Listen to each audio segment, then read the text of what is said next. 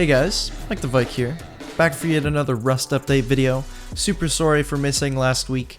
Thursdays are now a really busy day for me. Anyways, this week we got a really nice new toy to play with. Now only admins are allowed to use these things right now, but I'm sure that eventually they will get into the game. So if I had to guess, this thing's probably modeled off of like a Cadillac or something, like an old Cadillac. It's the same model as a bunch of the other cars that you see like at the harbor and stuff. Now this is of course kind of just like a proof of concept. You know, the physics of the thing are kind of strange, and obviously it's not balanced in any way. The plans for this thing in the future are that you'll find these and they're extremely broken down. You'll have to repair them constantly. They'll use a ton of gas. Basically, they're going to be really annoying to use, but they're going to be an important tool to have for endgame. Now, the thing is, Rust map sizes usually aren't all that big these days. So the question is, are map sizes going to change altogether? Are the maps going to be bigger for some reason? To spawn one of these things for yourself, firstly you have to be an admin on a Rust server, then just go to your F1 menu, type in spawn sedan, and boom, you got yourself a lovely sedan. To get in, just walk up to it and look around for this mount thing, press E, and you're officially in. You'll notice right away that I can keep my gun out, which is a really fun feature. Part of me wishes that they don't take that out, because I think it's kind of awesome that you can drive and shoot at the same time. I'm just picturing like amazing drive-bys. Won't that be fun? This thing could definitely be really fun once it's in the game. Of course, it's going to be super duper rare. The way they were planning on balancing these is making it so that there is a certain part required to repair one of these things, but there's only a finite amount of those parts on each server, meaning that like basically there can't be 500 vehicles on a server. There's only going to be so many of these things.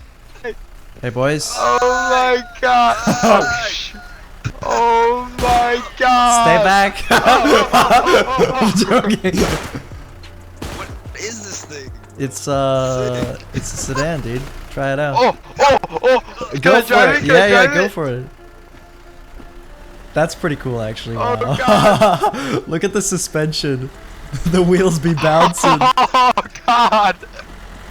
I heard like a car and I was like, what the heck, dude? Yeah, I was like, I thought it was. How do I get out? Come on, dude. Spacebar. Oh, there you go. How'd you get in? Oh my god. You can try it out too, This dude. thing is sweet. Oh, one cool feature that they're thinking of doing for balance is that vehicles will only be really usable on roads, so that if you drive it off-road, they actually break down a heck of a lot quicker. I think that's a really smart idea.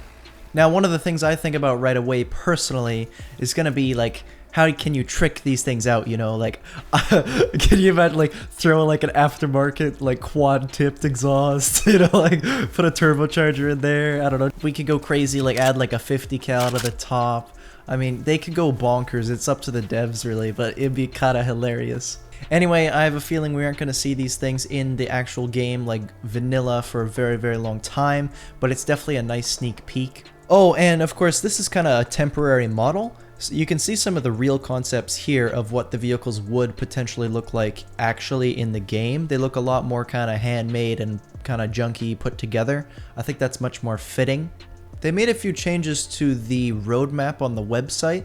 Feel free to take a look for yourself, but they kind of broke it down a little bit better, made it so that there's kind of little points that they can check off a little bit kind of more specifically. What I find most interesting is they say that they have to finish 3 of these main things per month to be on schedule, and that sounds like a lot of work, but so far I think they're doing okay.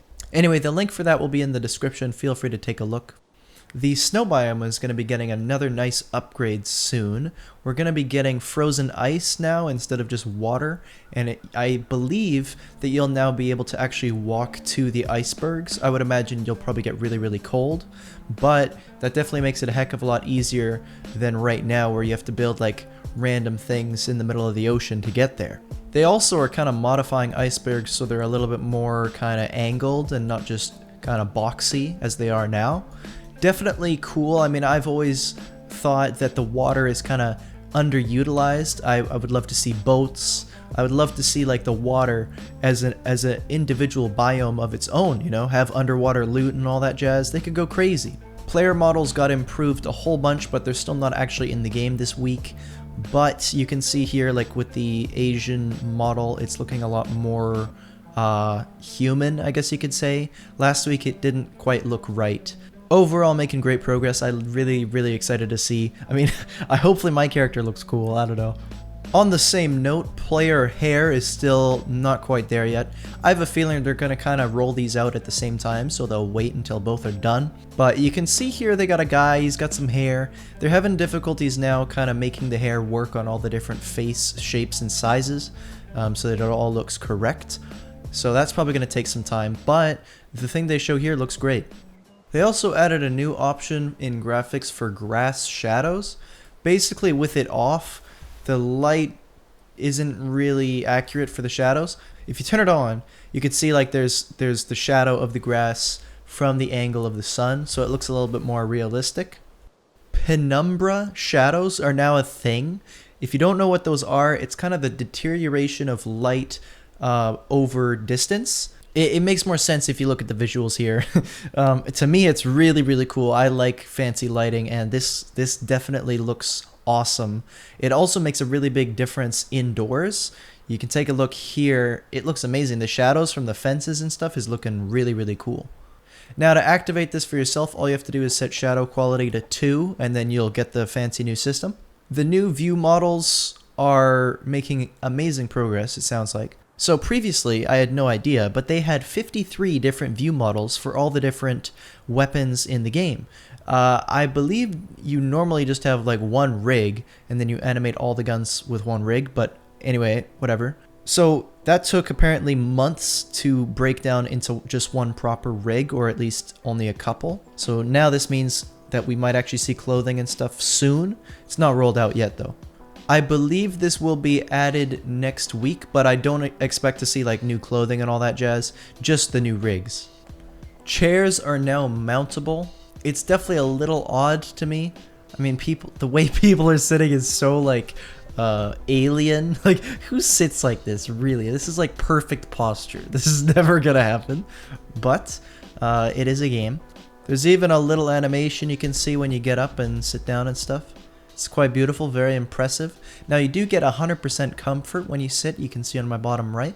So there's actually like a reason to sit down. But can you imagine like a raid base, and instead of having like campfires like running, it's just a bunch of chairs like mid-raid. Alright guys, let's sit down. And with that said, that's everything for this week. I think it's really cool. I'm excited for the future of cars, definitely. Now, if this video was helpful at all or you enjoyed it, please leave a like on the video, helps quite a lot. Thanks for watching guys, and I'll see you in the next video.